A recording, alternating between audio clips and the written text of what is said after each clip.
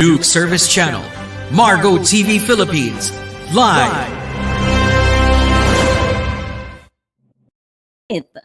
Magandang hapon sa lahat.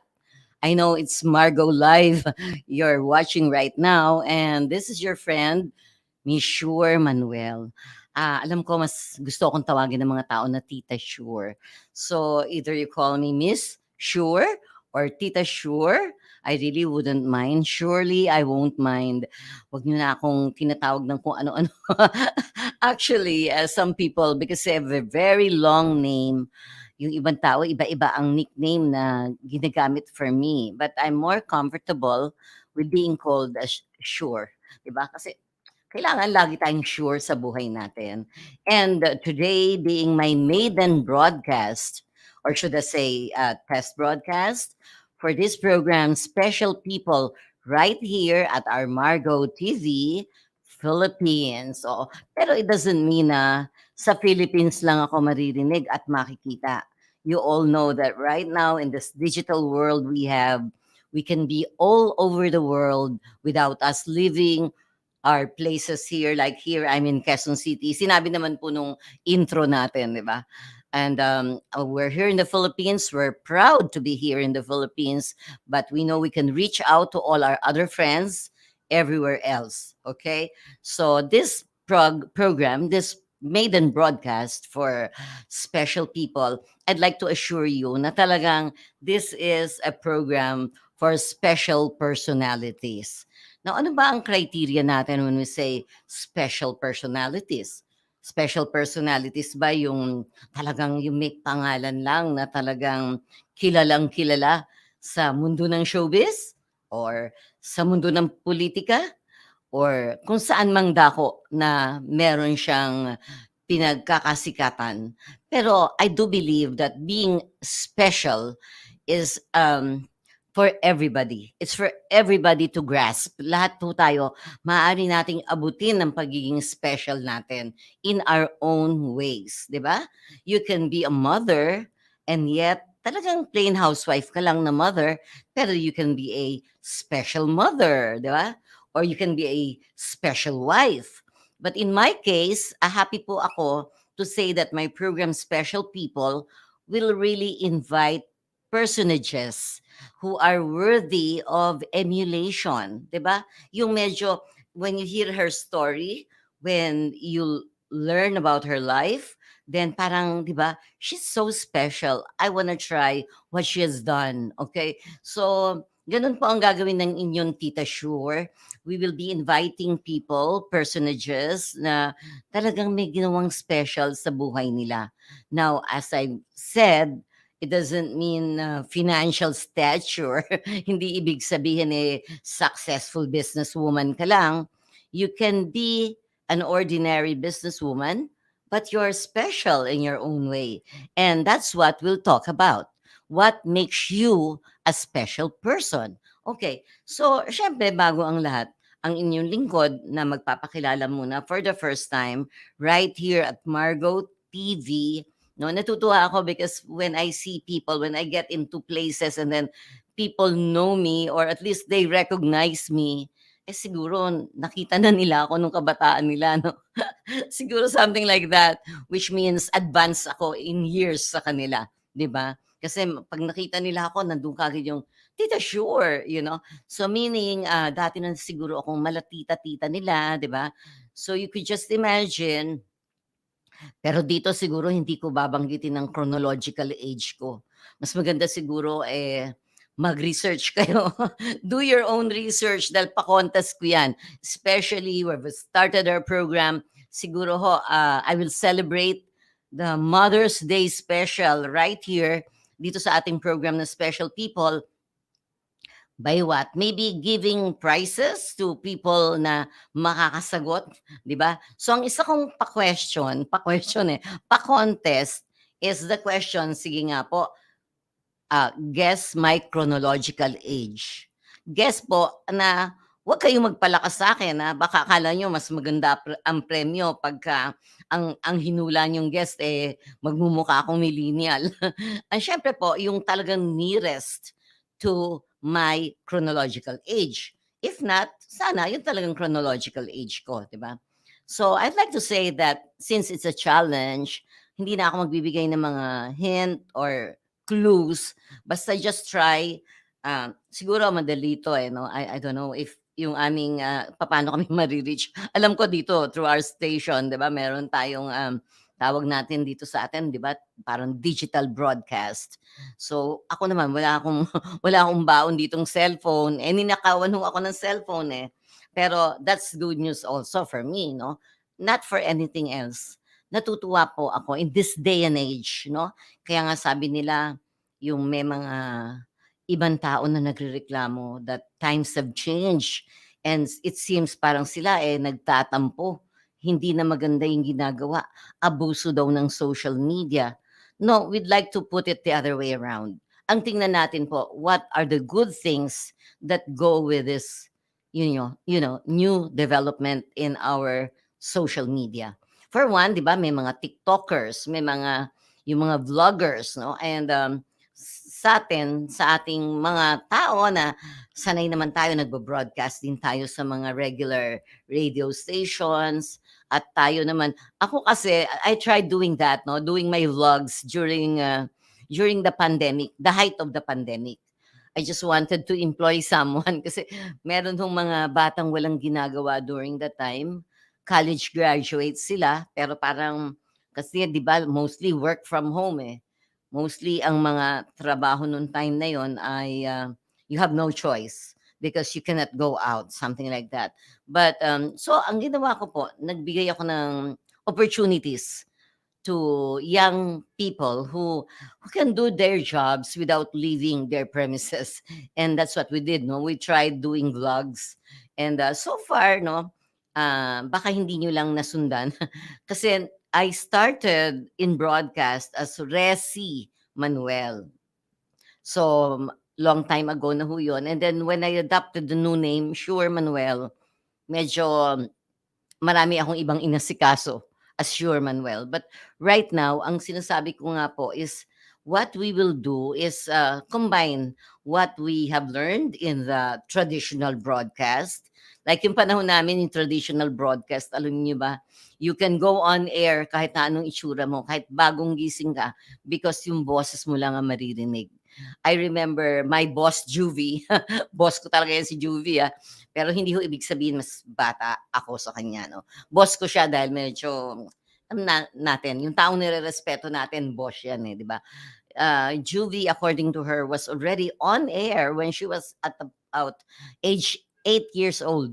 Sabi ko siguro halos nagkakasabayan kami because I was also with DZRH at age 14. Eh, matanda naman ako kay Juvie. So, mga ganun siguro.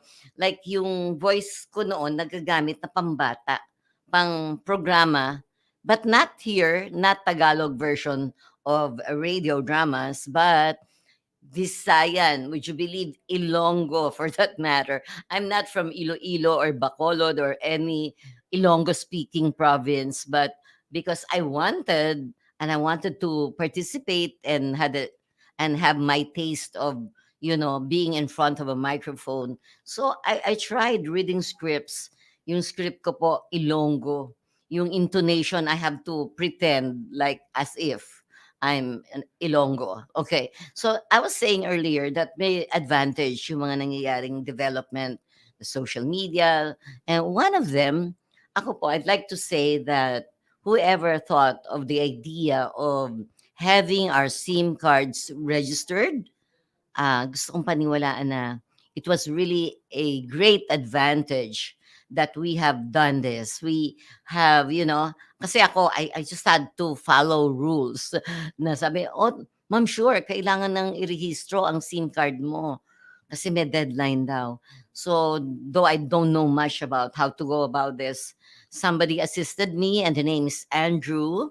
So, if you're listening, Andrew, thanks to you dahil nirehistro po yung aking SIM card.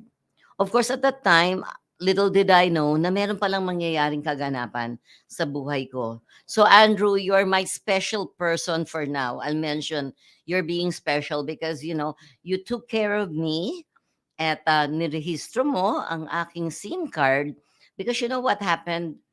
hindi special person 'tong babanggitin ko, ninakawan niya ako, eh. May nagnakaw po ng cellphone ko. Talagang cellphone with a SIM card and all. And when that was taken away from me, I thought it's the end of the world. My God, paano, what will I do and all that. And there's a young lady, another special person. Part yan ng special people ko for this episode. Her name is Miss Josie Bermudez Sartosa. Yan. So, siya naman po, siya yung PRO namin in my organization. And she reminded me right away that, Tita, sure, you can request for a CCTV footage. So, another thing to thank for. God, thank you for all this technology that we have. Because through the CCTV, napanood ho namin.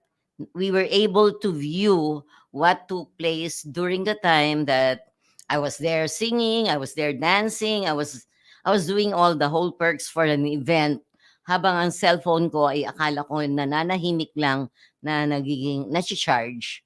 Well, to my surprise, parang now you see it, now you don't, nawala po. So here's what I have to say. Thanks to the digital requirement that one has to register the SIM card, because of that, I was able to recover and get a replacement of the SIM card, the cell phone number itself. So parang walang nangyari lang. Nabalik ang SIM card. Nagkaroon din naman po ng, siyempre, yung pinakialaman din yung messenger ko at yung aking Facebook. But because of the SIM card recovery, even the Facebook and the messenger account were also retrieved. Diba? So, yun yung something to, feel special about. So, having said that, I'd like to thank all the wonderful people of Robinson's in Novaliches, mostly the security personnel there, and then of course some policemen. I'd rather call them men in uniform kasi hindi ako naging sa mga titles nila, eh. Hindi ako naging, what do you call this, yung para bang conscious as to sino ba ang SPO1, SPO2. Because I remember that we had a movie done by my friend J.R. Olenares. It's a movie called Men in Uniform. And syempre, hindi ko na mini-memorize ko ano mga ranks and titles nila. Because we also had a TV version naman na ang title naman Tagalog, Uniforme. So this was shown in, I believe, GMA News TV. So parang I'm so comfortable doing what I have to do. That is to report, that is to come up with mga affidavit or things like that, blotter and all that. But thank God that there's a system. There's a system that we just have to follow. And if we follow, we don't lose anything. Ang sabi ko lang naman, ganito po yon. Siguro, hindi ko naman ikakahirap ang pagkawala nung unit. Hindi naman sa minamaliit ko. Mahal ko pa rin yung unit na yon wherever the unit is right now. But what I'm trying to say is this. Hindi ko siguro dadamdamin kung hindi lang po, sana naman, hindi na ako in identity theft. What do I mean by identity theft? When people would use your name, use something about you, and pretend to be you. That's really identity theft. Stealing your person. And so I'd like to say this in this wonderful program called Special People. Some people were really very special, and I'd like to mention the name James De Ocampo. James was really responsible for retrieving the personality that I thought I lost. Di ba? Yung tinatawag na identity theft, na-solve ho namin. And now I'm back. You can always check on me, Sure Manuel. And my boss, Juvie, there is one of those na talaga, tinext ko siya right away. I had to inform her. Kasi marami pong nag-attempt na hindi ko alam kung marami o magkakasabwat ba sila or what. But the thing is, what they wanted to do was for people to send money through their GCash. So, just so, hindi naman ho sisiraan ko. Lahat po, may mga transaction talaga that you need to transact. You cannot go over a place which is kind of far. So, send money through Gcash and all that. But when you use it for bad reasons, then that's the one that we're trying to prevent. And right here in my program, Special People, I'd like to believe that we can make people special in their own ways if they will really follow the words of God. You know, this is no religious program I'm promoting, but this is something about God, something about universe, something that we believe there is a creator, the person who created us, the being who created us, the supreme being. So, dahil we were created for a purpose, sana po, yun ang ating sundan. Yun ang ating gawin na para tayo ay talagang magkaroon ng magandang role while we're here on earth. We've got to be special. And so, therefore, with this program, I'd like to tell everyone that you're all welcome, whether you're a singer, an actor, an actress, a bystander, or maybe even if you feel that you're an ordinary mom, you may be special in your own way. You're a dad, you're a father. So marami hong kahulugan when somebody would call you special, no? Just like when we eat food, 'di ba? Merong mga pag tinanong ka ng waiter or waitress, ano yung sa inyo, ma'am?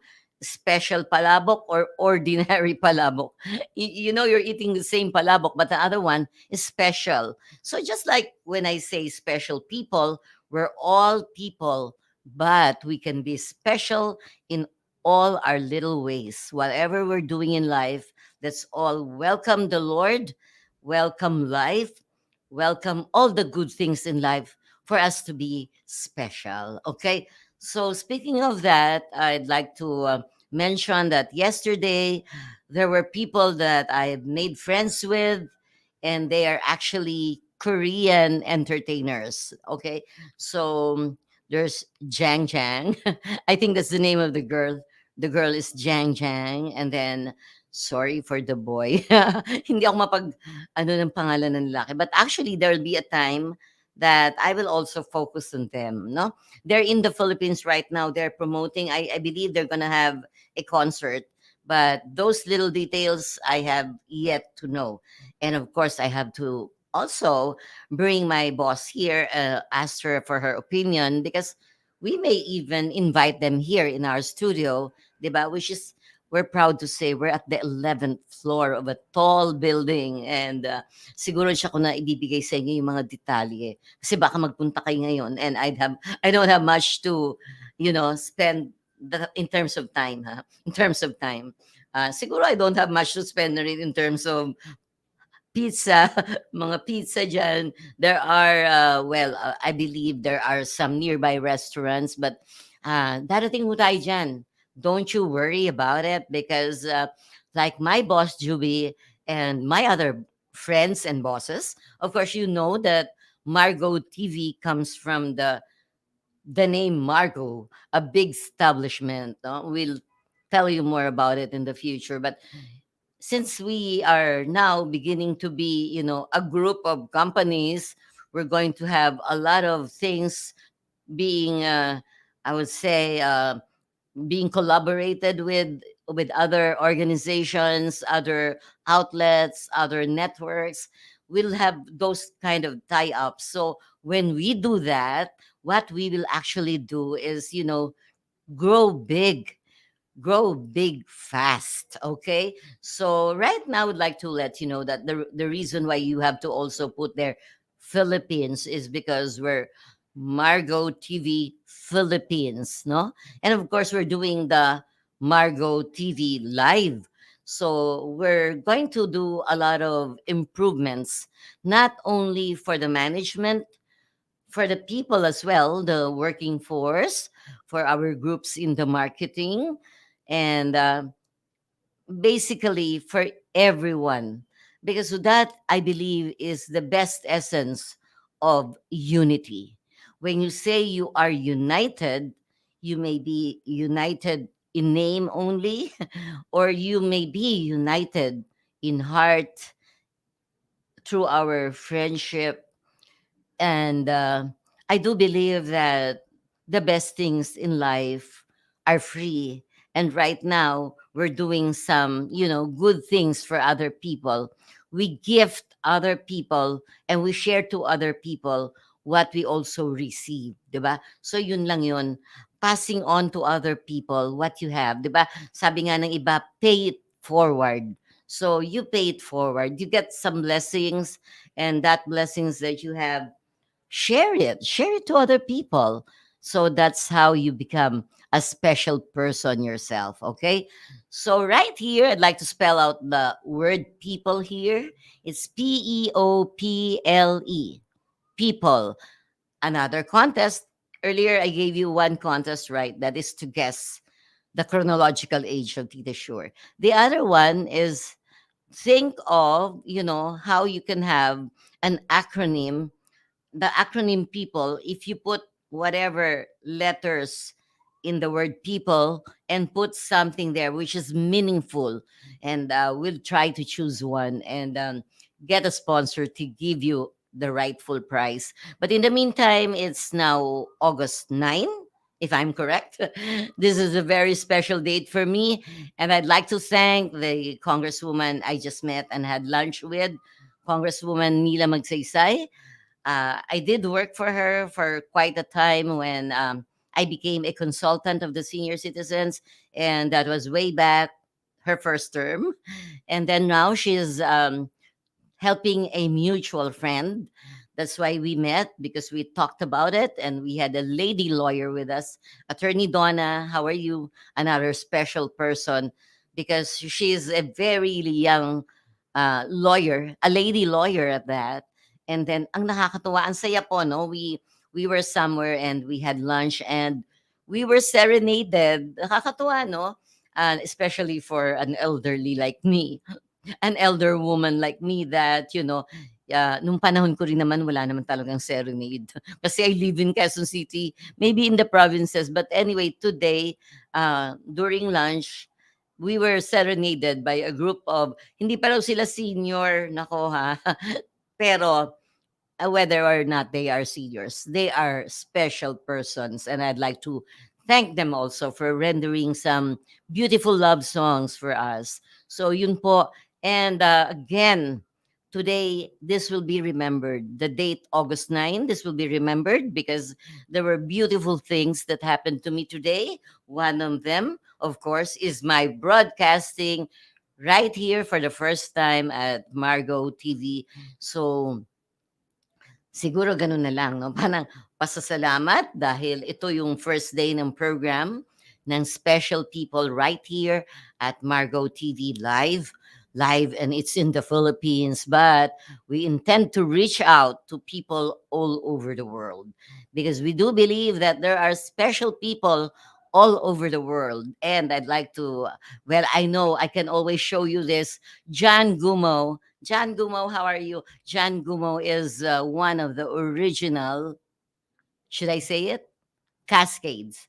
He's actually the one who composed the song Rhythm of the Falling Rain. Okay, so John, that's you, John Gumo. And I also have a friend, David Evans, who's now in Malaysia, but he's actually an American who's based in Malaysia doing business for the whole Asia. He came to the Philippines one time. That's where we met.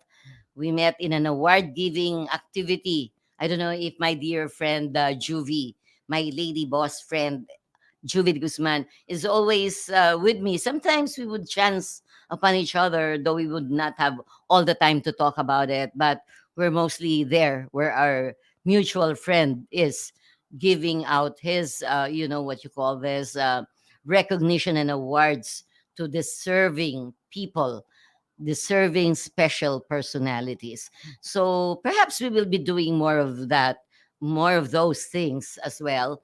And that way, we will have a chance to interact more with you. And by the way, when we're ready, full blast and all, we can do what we call an interactive programming, wherein, of course, while we are speaking here, broadcasting, and you want to send us something, you want to shout out, so we can also do that. And therefore, I'd like to announce to you, if you may be interested to know more about us, just get to know more about us. But I'd like to assure you that we are coming up with tabloids. You can also see may mga ano rin tayo doon columns and all. Perhaps, of course, since special people yung programa natin dito, it's also good for you to know that yung natin ding column will be called Special People. No? In fact, we've already started that. And very soon, I'll convince Juvie here to come up with a magazine for women. Di ba? Marami ho kaming mga naggagandahan ng dilag. Tita Shuro, magandang dilag. But seriously, actually, yung chronological age natin is just a number. It's in your heart where you can feel young, when you can feel you're blessed, you're happy.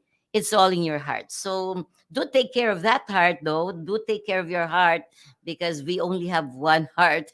And, di ba, sabi nga, if you take good care of your heart will take care of you. Okay. So time right now is 3:08. I'm giving the actual time as I'm broadcasting right now.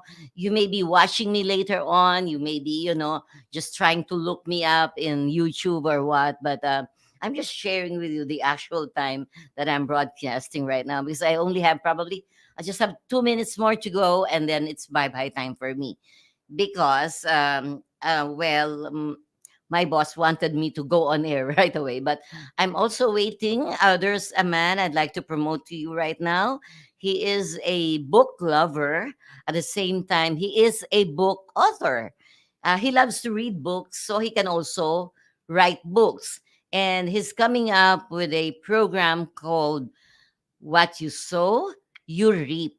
And isn't it true in life? Whatever you sow, you reap. Diba? Pag ikaw ay nagtanim ng kabutihan, goodness in your heart, goodness, you plant some goodness, of course, ano ang inyong mapapala o ang inyong you reap, ang inyong papalain, yes, the harvest that you will get is actually goodness. Okay, so again, your friend here, Tita Sure or Miss Sure Manuel will always be with you in this program, Special People, right here in our studio, which is, of course, the Margo TV Philippines.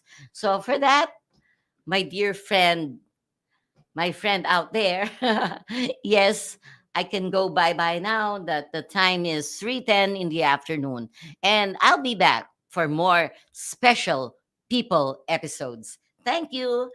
Pleasant. Live from Quezon City, Philippines. Your news, current affairs, and public service channel, Margo TV Philippines. Live